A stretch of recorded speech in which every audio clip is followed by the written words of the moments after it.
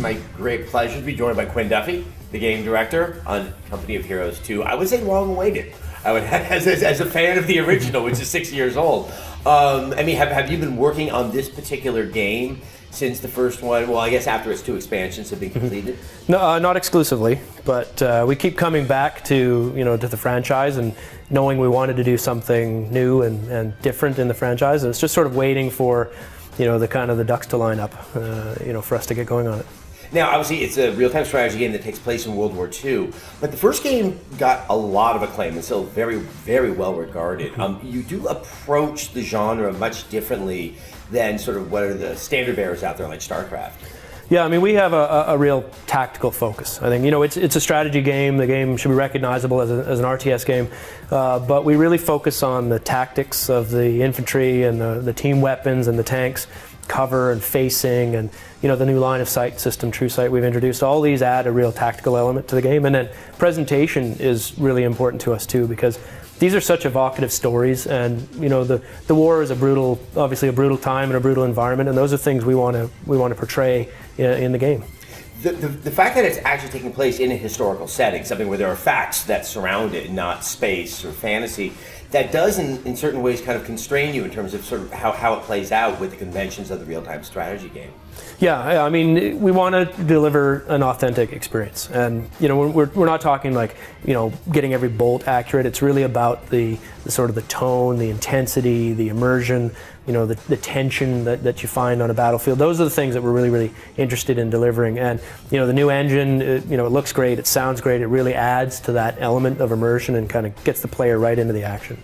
Now, does historical war settings, and especially World War II, does it actually kind of lend itself to the conventions of real-time strategy, or do you have to sort of rejigger history and rejigger the genre to make it work? No, I think it does. I think it's a well-known story. It's a well-known piece of history. And one of the things that's really compelling about the combatant nations involved is that they felt very balanced. They felt like sort of right. that it took 6 years for the war to reach its conclusion, and so you've got these two sort of massive camps, the Axis and the Allies, fighting against each other. It took a long time. They really they hammered the hell out of each other for a long time, and it does lend itself really well to sort of strategy game conventions.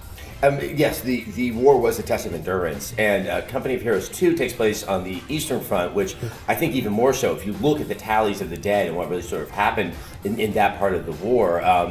I mean, how does that, just as history, sort of change how you have to approach the game? There's a tonal difference. I mean, the original game of Company of Heroes took place in Normandy, and you sort of had definitive good guys and definitive bad guys, and you're sort of freeing Europe. On the Eastern Front, the tone was very different. You have two nations that I think view each other as the mechanism of their demise, and they're fighting tooth and nail for their very survival. And so there's a darker element, and there's a more brutal element, and there's an element of scale and scope that we're really, really trying hard to deliver.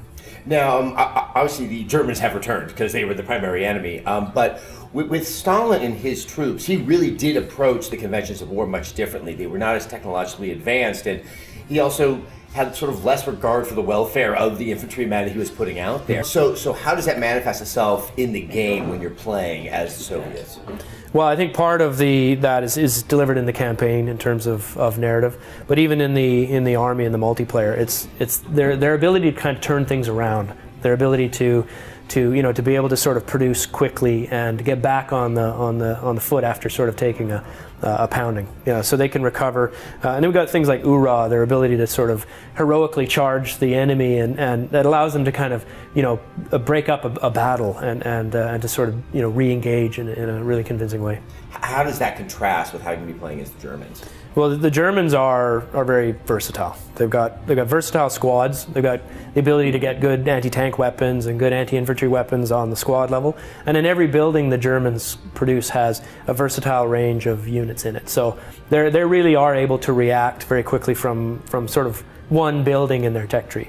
and that really sort of fits their nature. They were adaptive. They had this kind of Kampf group concept where they put in sort of ad hoc units together that were really strongly supportive, with tanks and anti-tank guns and mortars and machine guns and those kinds of things. So the Germans allow you to really have a combined arms focus, and they're strongly defensive. They've got some great defenses that the Soviets have to overcome with their artillery and their mass troops. So they're great contrasts. That really it's part about delivering that national character. What made a German army German?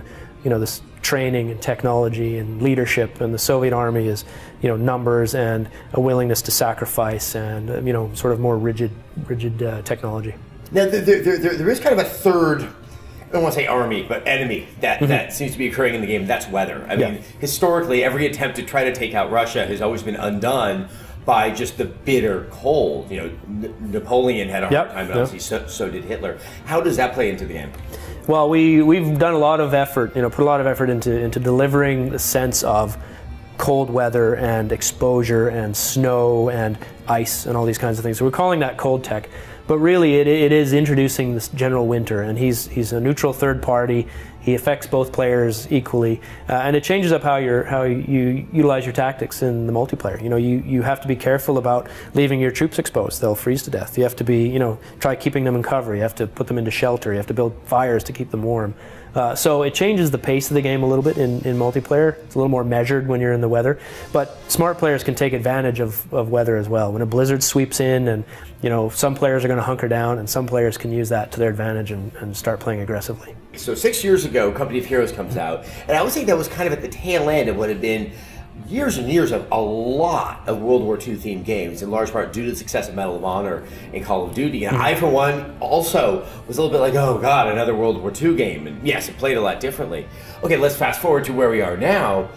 This is almost novelty in the fact that it's taking place in World War II. Was that something you guys were cognizant of when you were making it? Yeah, we thought about what era to set this in, and one of the things we did right from the very beginning was to sort of look back at the creative vision of the original game and sort of rethink it for Company of Heroes 2, and not just for this game but for the franchise. So we could set this game anywhere. We know what we want in a Company of Heroes game, and we could set this in Iraq in 2004, and we could set this in Mars in 2030. It doesn't as long as we deliver on the tone and the experience of Company of Heroes, we know what we want. So it's not a World War II game, but we love the setting, and ultimately we thought there's 6 years of World War II to tell. We delivered 4 months of it with the original game, and so let's go to the Eastern Front where we have the biggest battles of World War II. Well, I'm very excited that the franchise is finally coming back. When is the game planned to be released? Well, we're talking first quarter next year, 2013. And a beta might be yeah, we're working hard right now on a beta that's imminent. We're going to do both closed and open betas. Well, you have me excited. Thank you so much for your time. Thank you. Appreciate it. All right. If you want to know more about Company of Heroes 2 or any other game, make sure that you subscribe. YouTube.com/Rev3Games, or go to iTunes and subscribe, or just go to Revision3.com.